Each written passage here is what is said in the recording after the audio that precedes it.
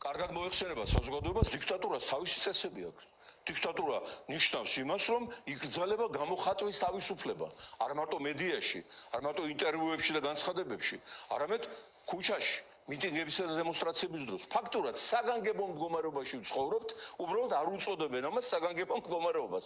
ამიტომ დიქტატურა იქცევა ისე, როგორც უნდა იქცეოდეს, ყველა ცნობილი ნიუანსის დაცვით, იმ განსხვავებით, რომ დიქტატურები, როგორც წესი, არ წარმოადგენენ მაოკუპირებელი ხელისუფლების გაგრძელებას.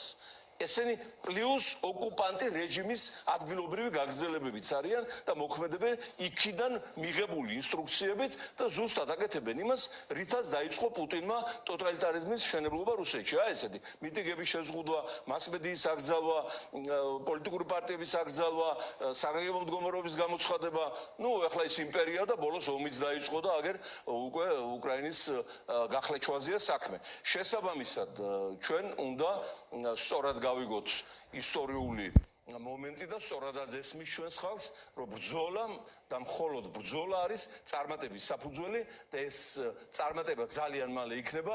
ჩვენი მეგობრები ვიმეორებ ამერიკის შეერთებულ შტატებში, ლონდონში, ევროკავშირის გამოცოცხლდა სერიოზულად უკვე სტარტზე არიან იმისათვის, რომ მახრჩობელა გამანადგურებელი სანქციები დააგვირგვინონ რეჟიმის მიმართ და ახლა ახალი უბედურება რაც მათ თავზე ატყდებათ, ეს უკვე ქიმიური იარაღის გამოყენებაზე პასუხისმგებლობა, რა თქმა უნდა, მათ საბოლოო დაამთავრებს, მაგრამ